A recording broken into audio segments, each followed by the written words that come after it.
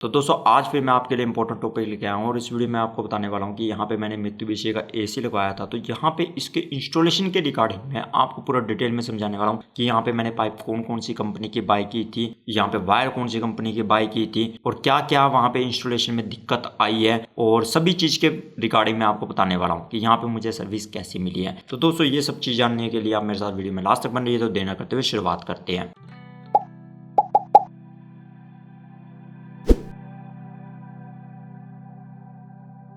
यहाँ पे दोस्तों जब मैंने इसी बाय किया था 59,000 रुपीज़ में बाय किया था और यहाँ पे बिल में आप स्पेशली दे सकते हैं कि यहाँ पे जब एसी यूनिट के साथ लिखा हुआ है कि विद इंस्टॉलेशन, पर यहाँ पे जब मैंने फ़ोन किया कि यहाँ पे इंस्टॉलेशन तो मेरी फ्री है तो उन्होंने साफ इनकार कर दिया कि यहाँ पे आपकी इंस्टॉलेशन इसके अंदर फ्री नहीं है, ये गलती से लिखा गया है। यहाँ पे मैंने 2-3 बार फ़ोन किया और उनको कहा, तब भी उनका यही रिस्पॉन्स था। उससे बाद चलो मैं खुद से इंस्टॉलेशन कराने के लिए यहाँ पे मैंने फ़ोन किया या फिर मान लीजिए मेरे पास अगले दिन जो टेक्नीशियन का फ़ोन आया कि एसी लगाना है, तो मैंने उससे यहाँ पे पूछा कि आप कौन सी पाइप लगाएंगे। जबकि यहाँ पे आप दे सकते हैं कि जो इसकी स्पेसिफिकेशन है या फिर कैटलॉग में वहाँ पे कहीं भी मेंशन नहीं किया, सिर्फ वहाँ पे पाइप का मेंशन किया है कि यहाँ पे 1/4 वाली या 1/2 इंची वाली जो आपकी पाइप लगेगी। और यहाँ पे आप दे सकते हैं कि मतलब 12.70 वाली या 6.35 mm वाली यहाँ पे लगेगी। पर यहाँ पे कहीं भी मेंशन नहीं किया हुआ कि पाइप की जो थिकनेस होनी चाहिए कितनी होनी चाहिए। ये चीज तो कैटलॉग में नहीं दी गई है। पर अगर आप मान लीजिए जो एसी के यूनिट के साथ आता है वहाँ पे स्पेशल उसकी स्पेसिफिकेशन में मेंशन किया कि यहाँ पे अगर आपको पाइप लगानी है 0.80 mm वाली लगानी है।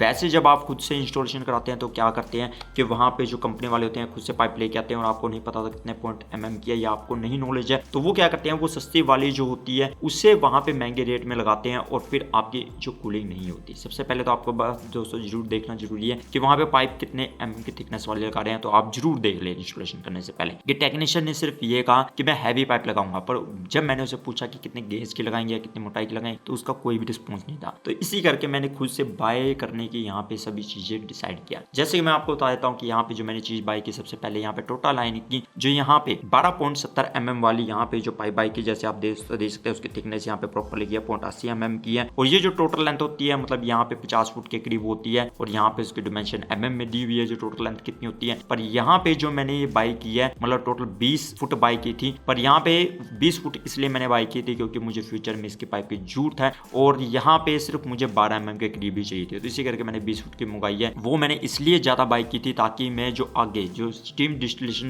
इक्विपमेंट होता है वो बनाने के लिए मुझे इस चीज की जरूरत थी। तो इसी करके मैं थोड़ी बहुत एक्स्ट्रा लिया था दोनों पाइप ताकि मैं उनको जोड़कर स्टीम डिस्टिलेशन वाला अपना इक्विपमेंट बना सकूं। और ये मुझे 230 रुपए पर फुट के हिसाब से पड़ी है, यानी कि 12.70 वाली और 6.35 mm वाली 0.80 mm थिकनेस। जैसे कि दोस्तों आप देख सकते हैं टोटल लाइन की पाइप है और ये जो मुझे पड़ी है 230 रुपए पर फुट पड़ी है दोनों की दोनों। तो यहाँ पे 230 रुपए फुट के हिसाब से कई जो शॉप में यहाँ पे आपको कह सकते हैं कि वो 215 रुपए या उससे कम चार्जेस मिल सकते हैं, आपके एरिया के ऊपर डिपेंड करता है। पर यहाँ पे जो आपको दिखा के ही और फिर काटे उसी से आप बाय करें। ये नहीं है कि आप पहले पे कर दीजिए कि हाँ वो हैवी देंगे पर बाद में आपको पता चले कि वो दूसरी है। तो ये चीज आप देख ले। और यहाँ पे दोस्तों ये जो मुझे पड़ी अगर मैं 12 फुट के करीब मेरी लगी और अगर 12 फुट की मैं यहाँ पे बात करूँ तो यहाँ पे 2760 रुपीज की पड़ी है। उससे बाद दोस्तों इसके ऊपर जो होती है जैसे मान लीजिए कि यहाँ पे जो कंडक्शन के लिए होती है या फिर कहीं की इंसुलेशन के लिए होती है वो जो यहाँ पे ए फ्लैश इक्वल लाइन 1/4 और 1/2 इंची की मैंने बाय किया, 3 बाय की थी। पर यहाँ पे दोस्तों 2 के करीब ही मेरी लगी क्योंकि एक जो की लेंथ होती है वो 6 फुट के करीब होती है। तो यहाँ पे टोटल मेरी 2 के करीब लगी है। एक मेरी अभी रहती है वो मेरे जो पुराने एसी है उनकी जो इंसुलेशन हट चुकी है मैं उसके ऊपर लगा लूंगा। और यहाँ पे दोस्तों ये जो मुझे 6 पीस पड़े हैं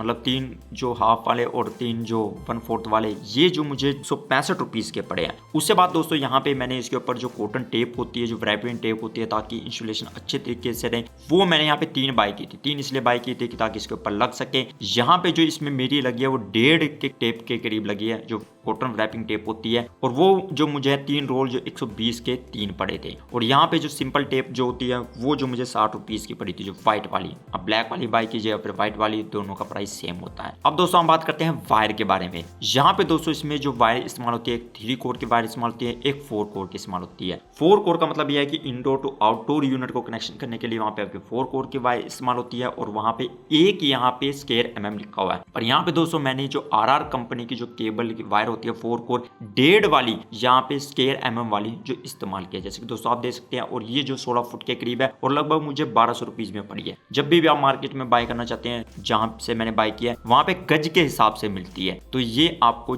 ध्यान रखनी है। उससे बाद दोस्तों यहाँ पे जो 3 कोर की वायर है, जैसे आप दोस्तों देख सकते हैं वहाँ पे ये लिखा हुआ है कि 2 की चाहिए आपको, 2 स्क्वायर mm की 3 कोर की। यहाँ पे क्या होता है कि आउटर यूनिट पे सीधे बॉक्स जाती है, और अगर आपके वहाँ पे अर्थिंग पे आपको 3 कोर की चाहिए, नहीं तो अदरवाइज आप क्या कर सकते हैं, आप सिंपल जो वायर होती है उसको, जो ढाई की होती है या 2 की होती है, उसको बनाकर आप सिंपल लगा सकते हैं। पर यहाँ पे दोस्तों मैंने जो फ्लेक्स कंपनी की है 3 कोर की 2.5 स्क्वायर mm वाली जो वायर का इस्तेमाल किया है। जो RR केबल थी 16 फुट थी, वो 1200 की करीब आई थी। और यहाँ पे दोस्तों 3 कोर की वायर यहाँ पे जो इस्तेमाल की गई है वो जो 615 ग्राम के करीब लगभग उसका वेट है। यहाँ पे दोस्तों मैं आपको बताना चाहता हूँ कि इसके साथ मैंने MCB बाय किया था। यहाँ पे 16 एम्पेयर का बोलते हैं जो ब्रेकर, पर यहाँ पे मैंने 32 एम्पेयर का लगाया। 16 एम्पेयर का भी लगाया तब भी कोई दिक्कत नहीं है, वहाँ पे लिखा हुआ स्पेक में, पर यहाँ पे मैंने 32 एम्पेयर का लगाया। और 32 एम्पेयर का जो विप्रो कंपनी का जो यहाँ पे MCB है, और यहाँ पे जो केबल है 3 कोर वाली, यहाँ पे दोनों जो ये मतलब 3 कोर वाली जो वायर है वो भी 16 फुट के करीब है। और यहाँ पे दोनों की कॉस्ट जो मुझे पड़ी है MCB और वायर की,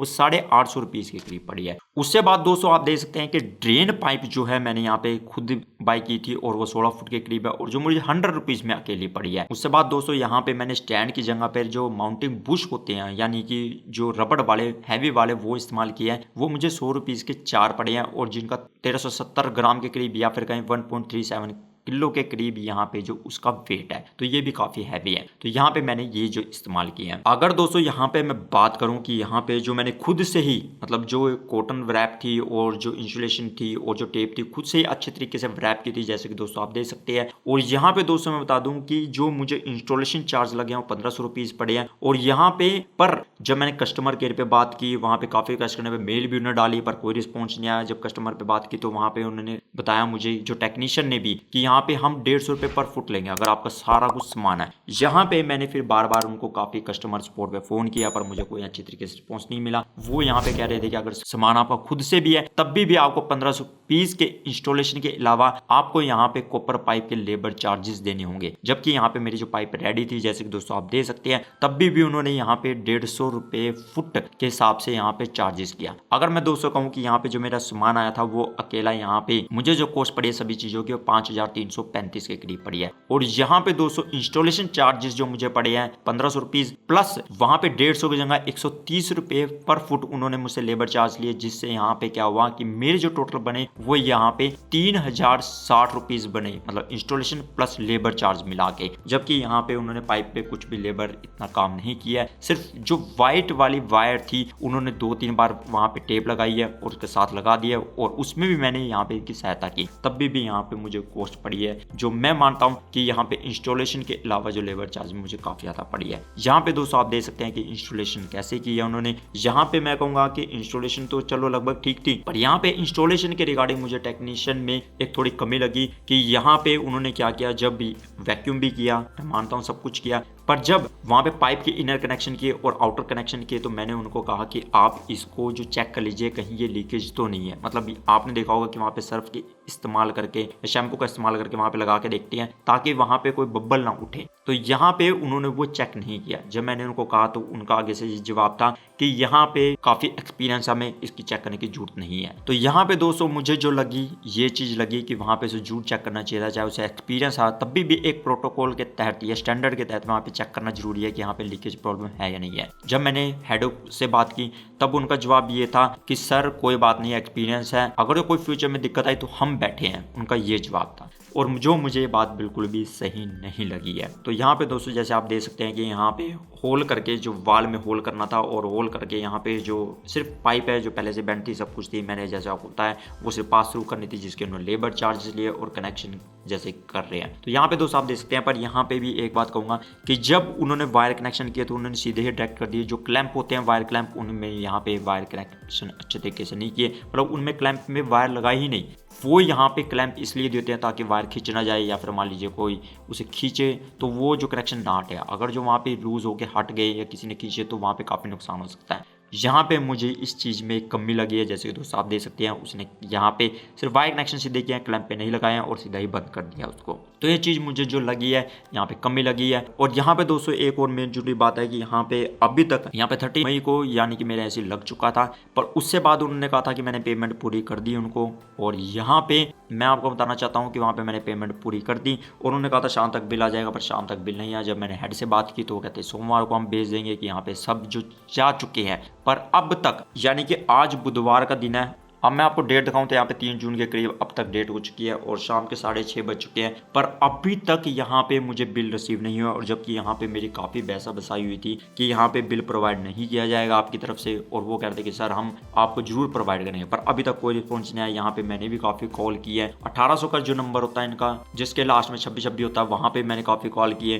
पर कोई भी रिस्पॉन्स नहीं आया। मैंने खुद और मेरे ब्रदर ने अलग से वहाँ पे कॉल किए और बातें की है, तब भी अभी तक कोई मुझे बिल प्रोवाइड नहीं है। अगर बिल प्रोवाइड हो गया तो मैं आपको की जो कॉपी है यहाँ पे लगा के दिखा दूंगा, और कब प्रोवाइड हुआ है ये भी मैं आपको बता दूंगा। यहाँ पे दोस्तों काफ़ी प्रयास के बाद जो मुझे बिल रिसीव हुआ है, और यहाँ पे ये 13 जून के करीब यहाँ पे मुझे जो बिल रिसीव हुआ है, आप जैसे देख सकते हैं 10 तारीख ली हुई है, पर यहाँ पे 13 तारीख के करीब मुझे ये रिसीव हुआ है। काफ़ी यानी कि मुझे बहुत ज़्यादा मेहनत करनी पड़ी, जो मुझे बहुत जल्दी मिलना चाहिए था उसके लिए यहाँ पे मैंने काफ़ी बार कॉल की, तब जाके यहाँ पे बिल रिसीव हुआ है। तो आप जैसे देख सकते हैं इसमें जो चार्जेस मुझे क्या क्या लगे हैं। तो दोस्तों फाइनली यहाँ पे मुझे रिप्लाई आया, और वो भी आप दोस्तों यहाँ पे देख सकते हैं कि 17 जून के करीब आया। इतने दिनों बाद रिप्लाई आया मुझे, और यहाँ पे उन्होंने कहा कि आप इस टोल फ्री नंबर पे कर सकते हैं या व्हाट्सएप पे कॉल कर सकते हैं। तो यहाँ पे दोस्तों इसके रिगार्डिंग मुझे कॉल आया, और कॉल भी उन्हीं का आया जिन्होंने मेरा AC इंस्टॉलेशन किया था। मतलब यहाँ पे क्या है कि मैंने यहाँ पे सोल्यूशन मांगा था कि ताकि कोई और अदर पर्सन या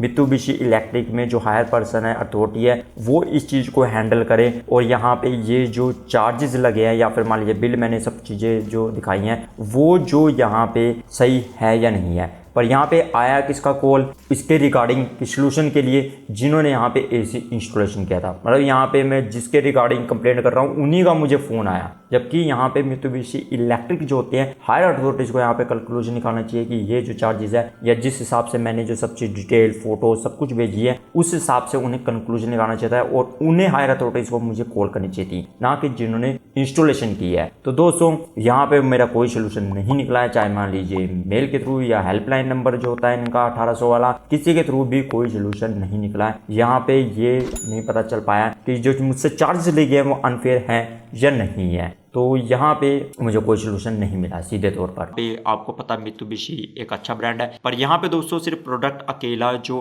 अच्छा नहीं माना जाता, जबकि उसके साथ जो सर्विस होती है कस्टमर सपोर्ट भी वो भी बहुत मायने रखता है, तब भी यहाँ पे बेस्ट माना जाता है, अदरवाइज इतना बेस्ट नहीं माना जाता। तो दोस्तों उम्मीद करता हूँ आपको इन्फॉर्मेशन काफी अच्छी लगी। तो दोस्तों अगली वीडियो को फिर मिलता है, तब तक रहनी चाहिए, सीखते रहिए और आगे बढ़ते रहिए।